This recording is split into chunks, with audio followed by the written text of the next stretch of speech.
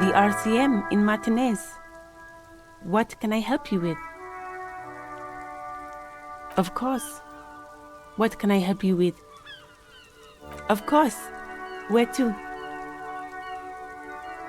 Oh, that's right there, in the yard.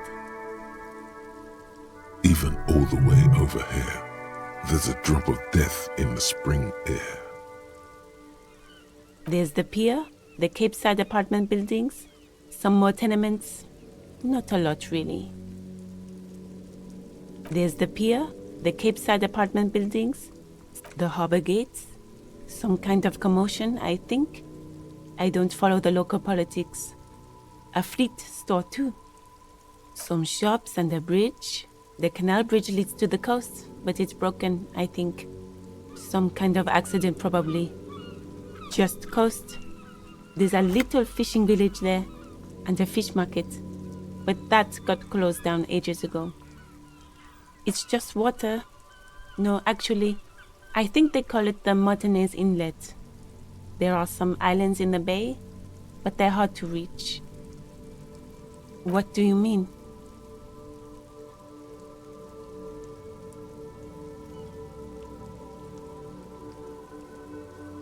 We're in Martinez, sir. This intersection is called Roundabout North, I think. No problem.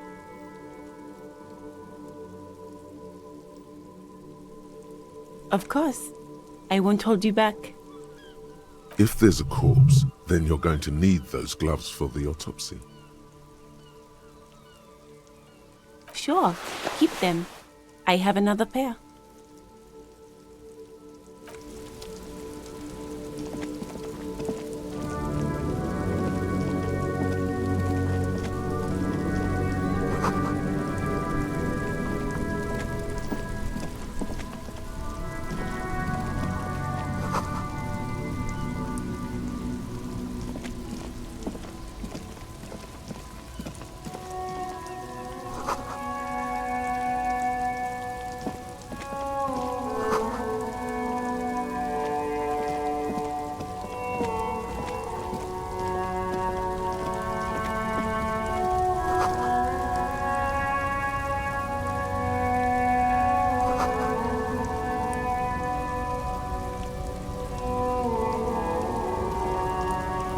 Welcome to Revachol.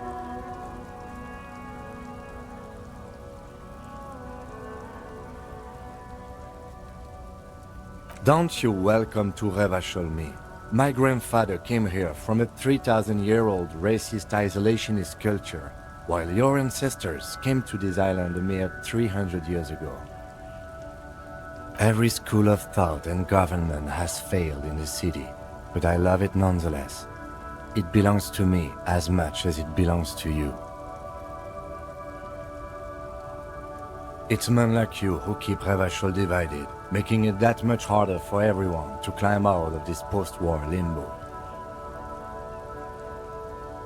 What he means is, fixation on the Revacholian nation makes it harder for Revachol to actually attain self-determination.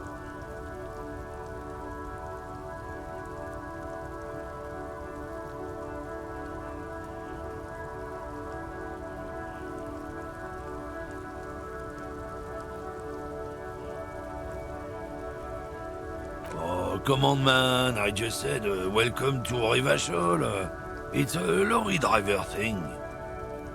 I know exactly what you meant. You think my kind doesn't belong here, that I should watch myself and behave.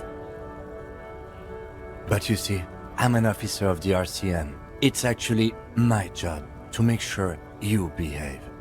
I would advise you to remember that. Silence. The air between them becomes tense.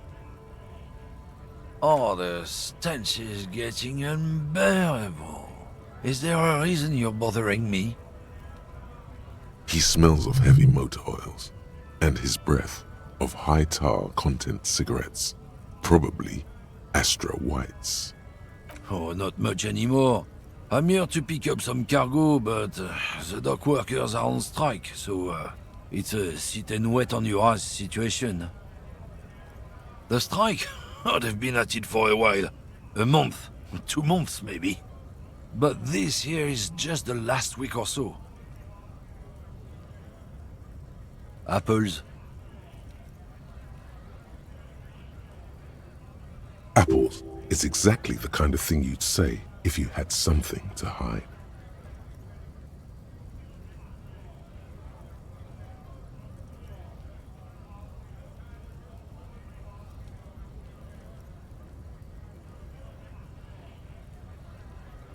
Yeah, apples? I take it you had other questions? Oh, not much anymore. I'm here to pick up some cargo, but the dock workers are on strike. Apples. Apples is exactly the kind of thing you'd say if you had something to hide. Look, as detective. I come from a long line of lorrymen. We got ancient rights and privileges. Oh, I'm here to pick up a load of fucking apples, man. Just regular, Koiko-picked apples. Koiko may be another derogative for a person from Grad, you think? Yep, it's one of their main exports. They grow them down South Yekokata. A beautiful place. Got great scenic vistas. In fact, Yekokata is a desolate wasteland whose name literally translates to Zone of Ecological Catastrophe. It features no scenic vistas and supports virtually no plant or animal life. Yeah? Says who? Then, I guess they grow apples somewhere else. You can never really tell with those koikos. They're everywhere, except their own homes. He means the people living in Grad. Yeah, you know, Gradniks, Gradvolk, those degenerates from Grad.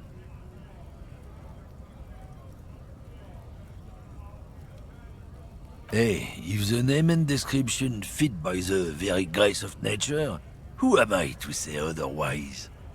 Did you miss the part where I said they aren't here yet?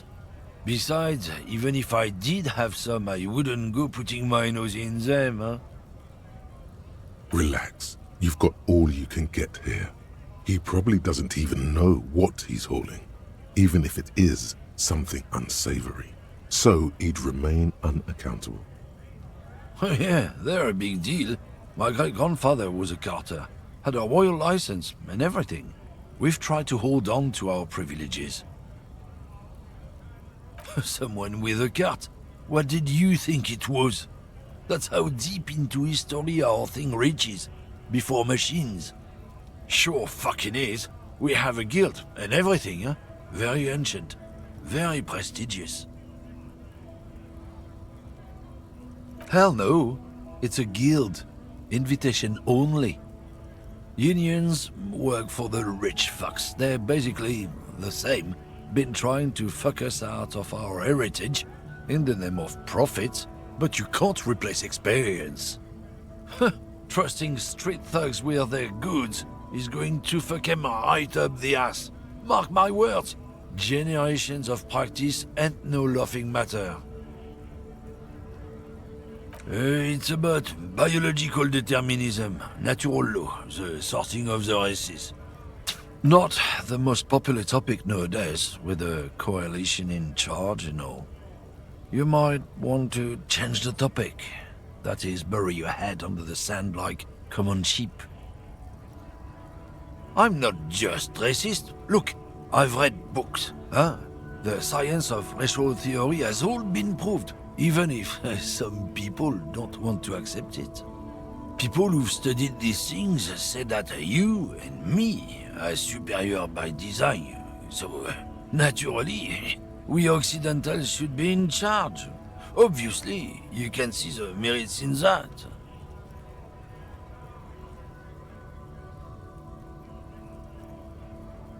Open your eyes. Haven't you noticed something different lately? An unfortunate downturn, maybe, huh? When members of the superior race cease to believe in their innate superiority, they stop competing for resources.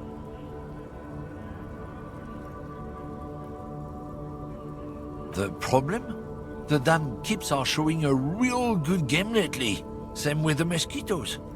And the other introduced species too. They're all... Cultural victory? What is this then?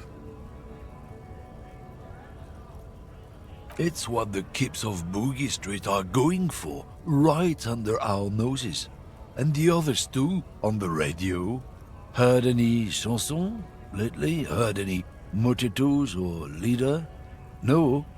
Dominating culture is how they plan to win. It's true. Also, you need to realize the dangers of mixing races. Who knows what might happen if people don't stay in their birthplace?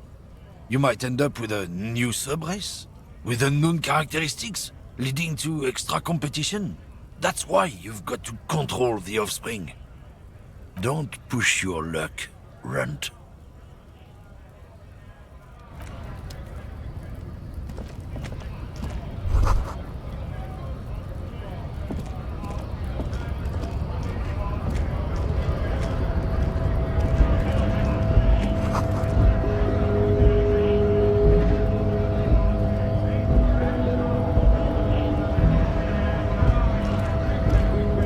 Yes?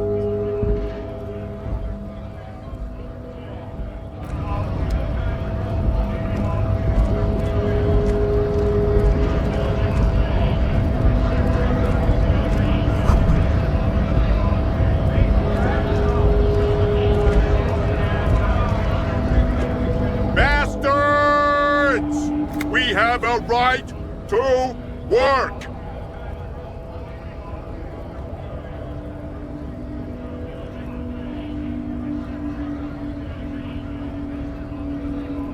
Hold up and stay frosty, everyone.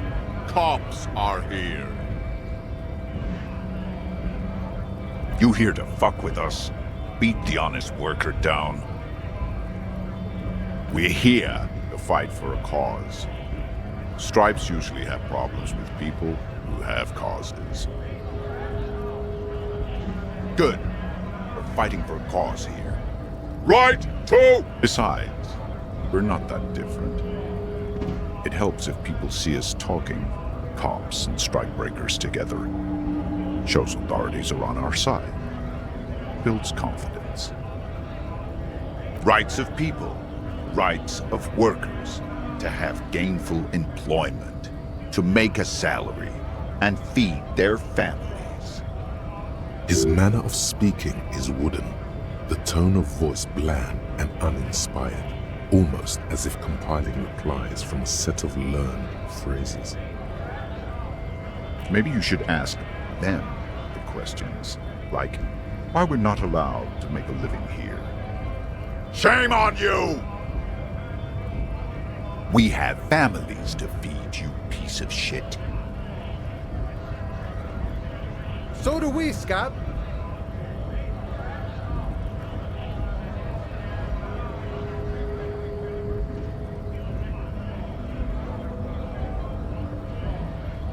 We were promised work. We'd be in there, working, if the bastards hadn't shut the gates. Main gate's locked. Would take heavy ordnance to bust it open, and try to get in through the secretary's office. Door's locked. The guards blocking the way to the access panel. And I don't mean the scrawny mess punk either. I mean head measurer, or whatever he is. Huge Seminese guy standing up there on the overhead passage. Won't let anyone by. The access panel is right behind him. Bad. Standing on a narrow bridge, he's got a strategically advantageous position. And he's trained. I don't know how the Union has a trained killer up there. But that one's no joke, and my men are tired and hungry. They're workers, not fighters. Why don't you go arrest them instead? I'm sure they've done plenty of criminal shit. They have that look.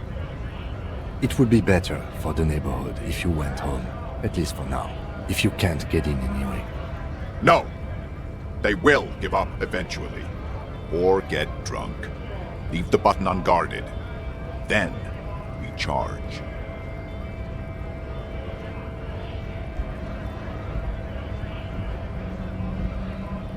When a bunch of ungrateful, lazy cockroaches can't get their act together, decide to block honest work for other people. Beats me. They mumble nonsense about boardrooms and workers' rights, while we have the right to work! There's something odd in the way he carries himself. His set of clothing looks vaguely mismatched. The different pieces of the attire seem ill-fitting.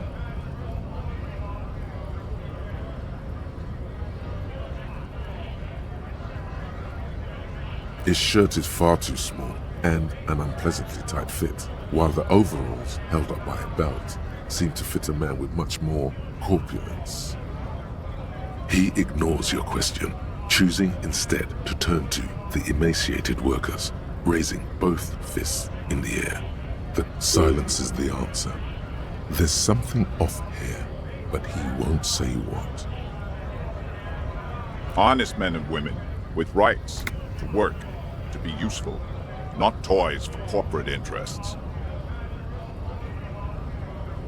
We came here to help the harbor run smoothly in time of crisis. If union fucks don't want work, they ought to let in those who do want work. I have a question. Why do all these men follow your leadership? You think they follow because I'm big and loud? No. They follow the rules of the market, the rules of the economy, because they were given a job to do! You've been talking to him for quite a while now. Something is off with this guy. Ask him where he's from. What's it to you?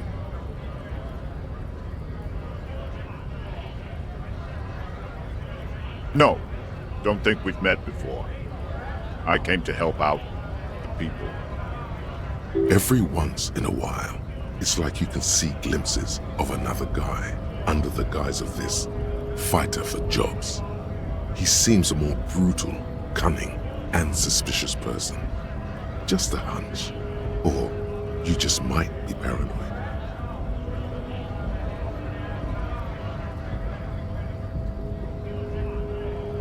We're all workers, right? Workers stick together. Came from the eminent domain, in Jamrock. Backgrounds in odd jobs, heavy lifting, cargo hauling, bouncer work. I know the drill.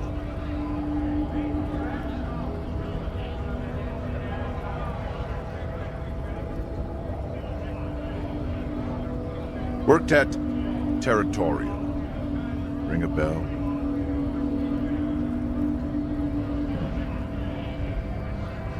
We're done here.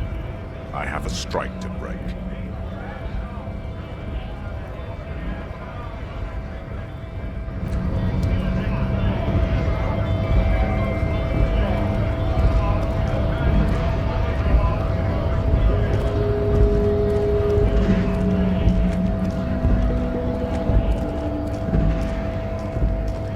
A lorry stuck in the traffic jam. This big, heavy Grad-made machine is well kept for such an old machine. The windows are clear. They've been recently washed. You can see a lorryman's cabin with personal belongings, stickers, insignia. The back end of the cabin has a small perch to sleep, large ashtrays. There are several suns and wheels sewn into the curtains. A book with ragged edges catches your notice. The front cover features a large, muscular man. The title reads, Man from Eelmdal in the Lost City of the Pygmies. Racist nationalist paraphernalia. Not unusual in this part of town. This is our guy.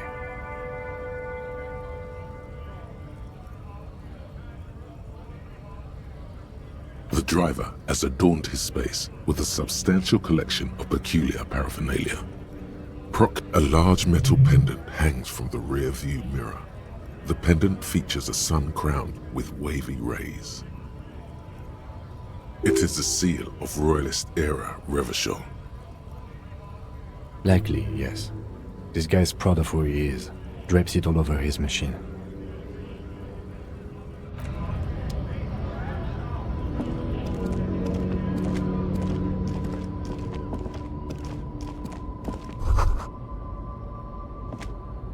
A Stars Ryko, one of the finest Zhimsk-made motor carriages ever. An oldie but a goldie. Not many people outside of Grad, and Revachol West too, it appears. A Stash Ryko KK2. That's a classic model. Never thought I'd see another one repainted after what happened last time. An old case for my precinct. A couple of Zhimsk migrants saw a Stash Ryko stopped in the street, painted just like this, muddy brown. Murdered the driver on the spot. They said it was an honor killing, Hussar style. The Zhimsk community protested the trial, flying the banners of some old king or whatever. 5,000 came to protest.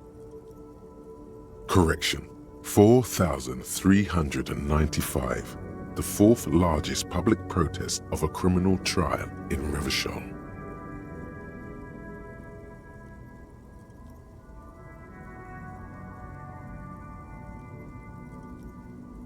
Four years for murder in Reunion. The perps were remorseful. Their sorry knocked 8 years off the sentence. That's the system. The prisons in the greater Revachol Industrial Harbour are already full. Prisoners are expensive to maintain. The longer the sentence, the larger the cost.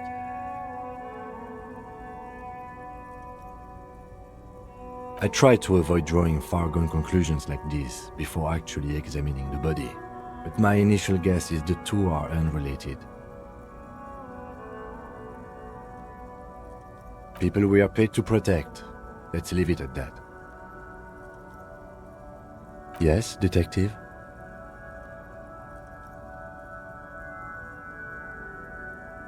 You sure you're not Zhimsk? Yes, you're sure you're not. Or if you are, it's only in that Revacholian way. 4 to 5% maximum.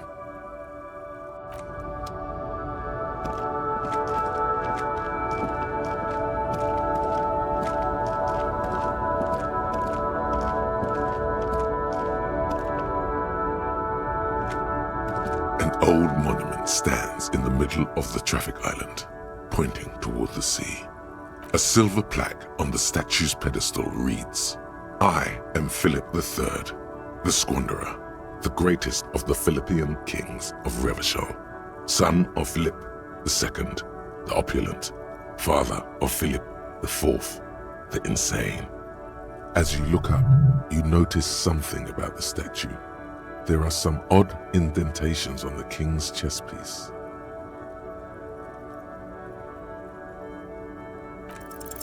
What did he do? You have no idea what you did a week ago. How would you know what this guy did many centuries ago?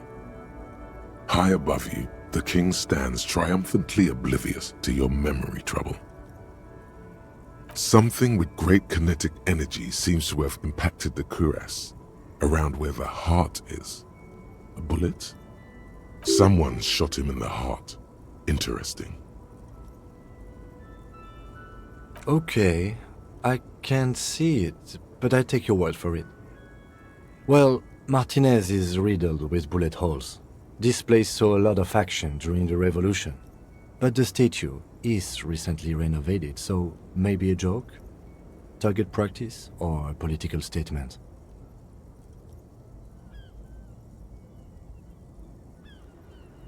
Why not? What this shows us is guns aren't too uncommon here, and people still shoot them, sometimes at kings. The king stands high above you, surveying the bay, mute and indifferent to your sightings. A silver plaque on the statue's pedestal as you look up.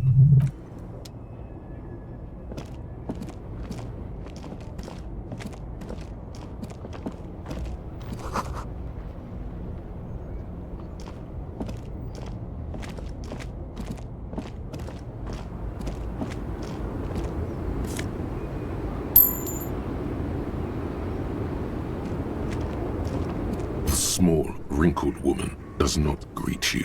She nods along to something on her radio. A photograph is clutched in her hands, and there is a warm smile on her face. The photo, an ambrotype from the turn of the century, as golden as her smile. Wait. She's just a distracted old woman. Better to leave her alone. Why? I just told you why. The woman still has her eyes fixed on the photograph in her hands. In the background, the radio. No response. Wherever this woman is, your words fail to reach her.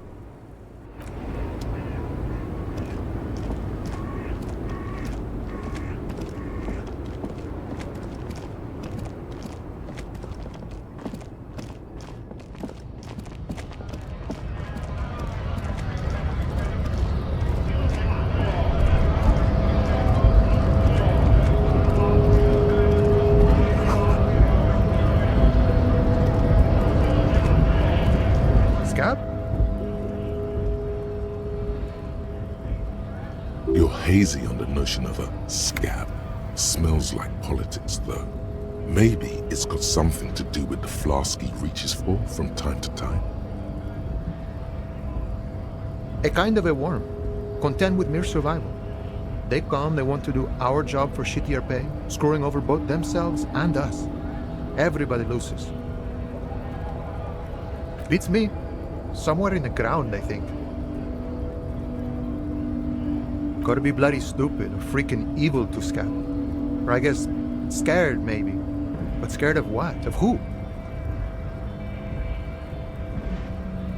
Personally, I'd rather beg than scab. If the gentleman shouting on the street came begging, maybe they'd have gotten something.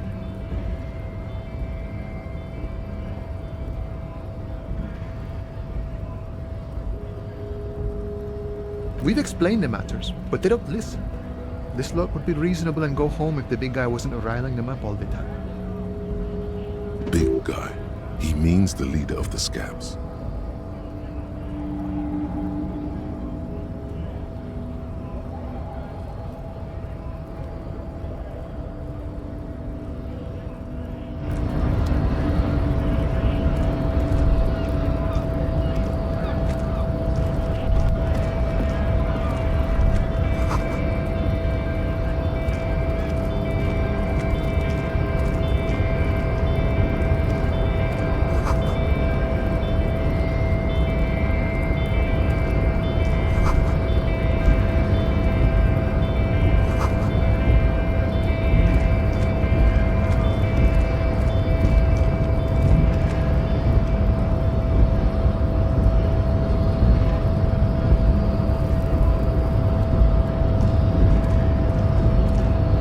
Body betrays your degeneracy.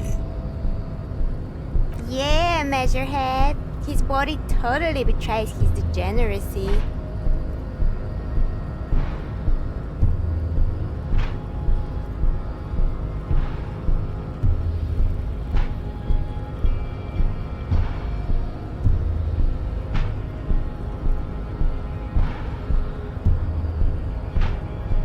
That is precisely the negligence that has led you to succumb to Al-Ghul.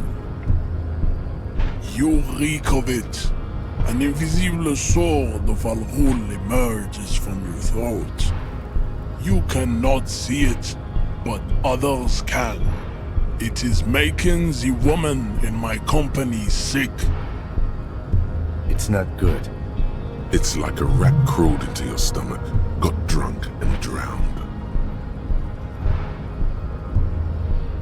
No, you don't. You need to get another drink. Occidental Haplogroup B4 is done giving orders around here. Does this remind you of someone? The guy down there?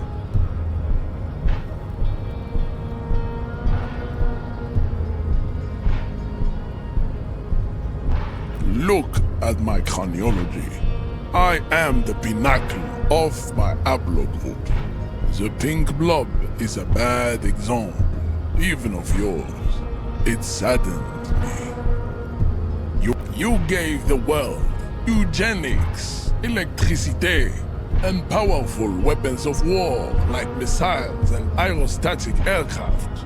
You made great gains in metallurgy, race theory, and statecraft. You dominated lesser cultures, like the deformed Hemians and the inexplicably potato-obsessed Quakers. But now your ascent to the genetic summit has halted. You will be superseded. Isn't that right, babe? It is, baby, yeah. You know it. There is a button right behind him, just out of reach. It must be the one that opens the door to the harbor.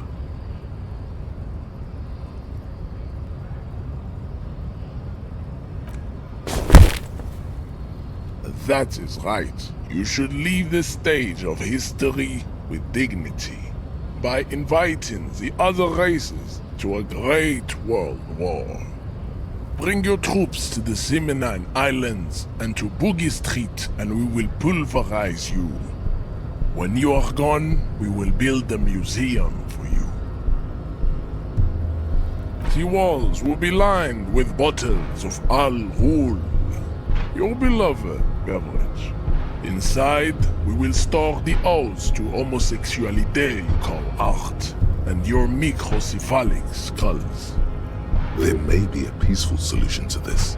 You could internalize Meshahed's race theory. He would take you as one of his own. Well, not as such. What you do with the mastery of advanced race theory is up to you. You could reject the findings, sure, or accept them and become an advanced racist. Racists are generally not very good examples of their race. Welcome to Revachol. You hear him yell at a redhead woman visiting the fritter nearby. He must think redheads are immigrants. I am not like them. I am craniometric perfection. I have taken the trouble to permanently draw a phrenologic grid on my skull and features. The drawings are precise and look true to their pseudo-scientific ambitions. One thing, however, it is not entirely free of throwbacks in the phylogenetic tree. His large jaw, for example, could be a trait indicative of criminalism. Also, his earlobes could be small. You exhibit forward projection of the jaw, indicative of schizophrenia and sexual inaccountability. From a purely aesthetic standpoint, the dimple in your jaw makes you look like a baby. This is not craniometry, just an observation. It is impossible to see any more of your bone structure. It is covered in the ravages of Al Ghul. From what remain of your features, I can see fleshy lips. This leads me to conclude you are not a police officer. You are a common criminal, an offspring of murderers and sailors from Sur-la-Clé and Vesper, and possibly even the degenerate sheep herders of Ubi. Your racial heritage is uninteresting. It is the same as all Revacholians. Your parents, don't be vulgar. White or not has got little to do with this. The race enigma runs much deeper than that. Mr. Clare is a man of vision and means.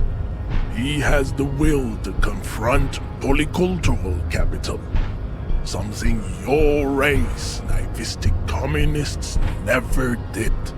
Also, to serve is noble. It takes discipline. Your petulant individualism has only contributed to your race failure.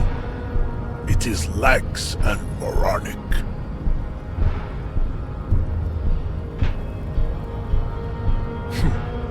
idiotic communism is the single greatest contributor to your race descent. Everywhere around you, the fruits of its failure to challenge the world order. Individualism, rock and roll music, sexually transmitted diseases. Above all, rampant multinational finance still reigning large. Tell me, where have you gotten your love of pathetic communism from? Degenerate youth culture? Rock and roll music?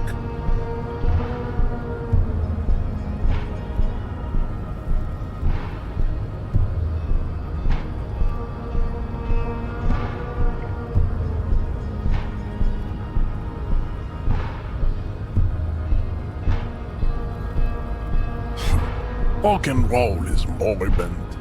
Only Koikos listen to it anymore. There is no life left in it. My people abandoned it long ago.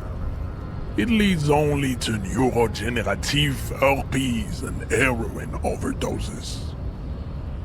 I am not surprised you enjoy it so much. This has happened to many of the side products of the inevitable cultural victory of the Seminoles race. The South Island race, haplogroup A4A. We are the rightful masters of the Insulindian archipelago. We descend from the Areopagites of ancient Pericarnassus and arrived here 4,000 years ago. We are the future. That is all you need to know. I am a descendant. The narrow streets of Ulumbuir are with me in my genetic dreams. I see young Seminoles women walk into the grey mass on Ile de Fantôme, waiting on immaculate conception from the pale. No, I have heard about it on the radio. I'm from Couronne, and no, it is not just in Revachol. The city is central to the Simony strategy. You have heard enough about our phylogenetic secrets for today. You have extinction to come to terms with, and never getting into the... I think this racist is better than the last, but the next racist will be the really good one. That will be the...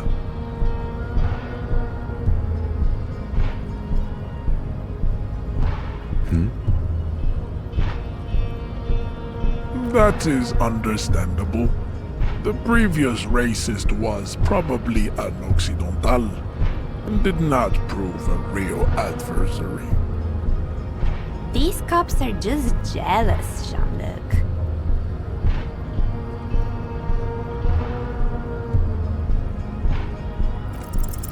Ask what kind of races there are first. Classification is core to this stuff.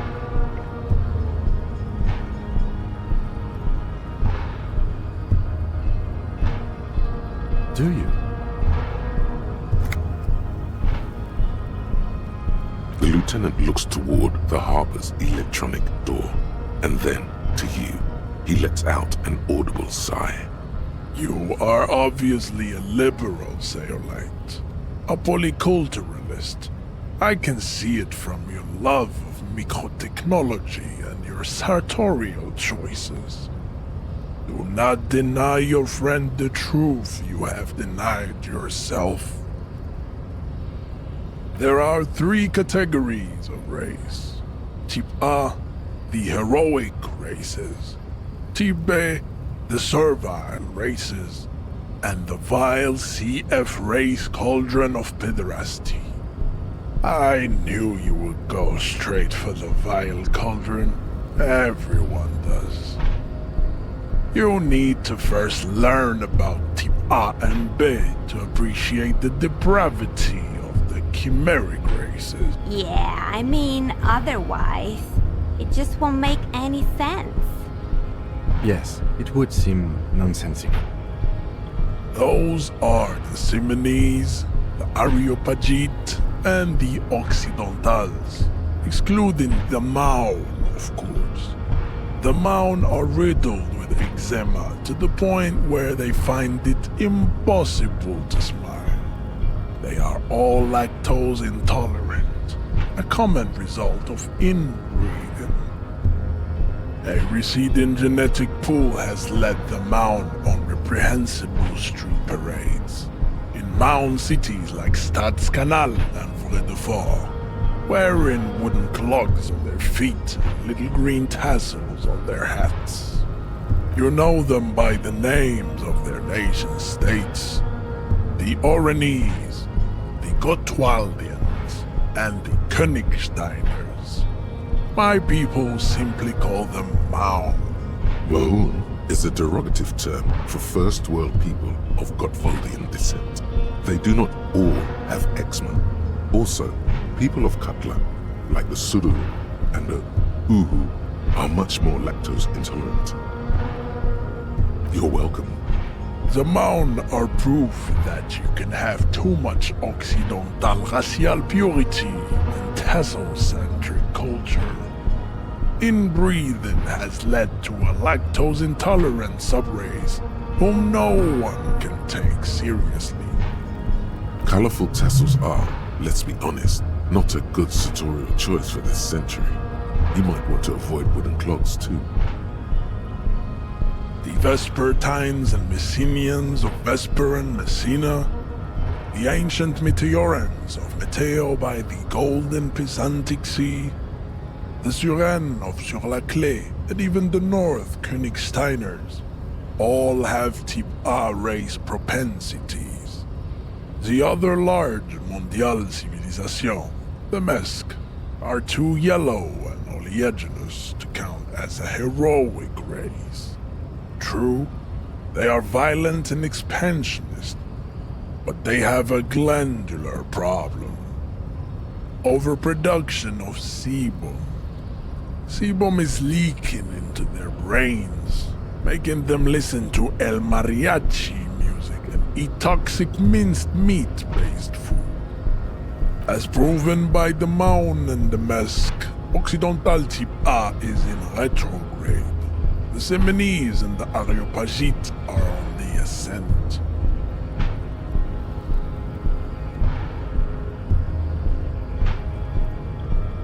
The Areopagites are sleek, long-headed. The Simonese are powerful, mesomorphic. The former is an immutable progenitor, unchanged since the Super Isola of Pericarnassus. Ancient brains rest in their slender skulls. The latter is perfected and adapting. Together they form the Simeno-Areopagite or Simeopagite superrace. That is all. There are no more type A races in the world. Type B are the unheroic races, amorphous non-competitors of the great race. The Khoikos and the Vacholiers, they are mud-colored people. The Khoikos of Grad, Yugo, Zhimsk, Shest et al. Are what you would call white, officer, in a suspect description. Yes, to an untrained eye, the Khoiko appear white and pinkish, like a hands-on witch. But look into their eyes and you will see. They are of an indistinct color, and so is their skin. Unhealthy pinkness is the Khoiko. The countless micronationalities of Grad are all inexplicably obsessed with Podat. The only thing they like more is dividing into microscope. Wouldn't he be one for ethnostates? They are microscopic. The Semeno-Areopagite superstate will cover the entire remaining planetary crust, uninterrupted. From Holy Semenine to the Boreal Plateau of Katla.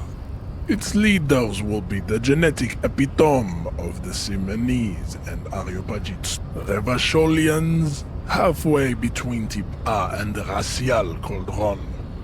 Two makes to know right from wrong. Is it 82,000 years that we've been recording history? You have very little idea of what is happening, but that seems a little off.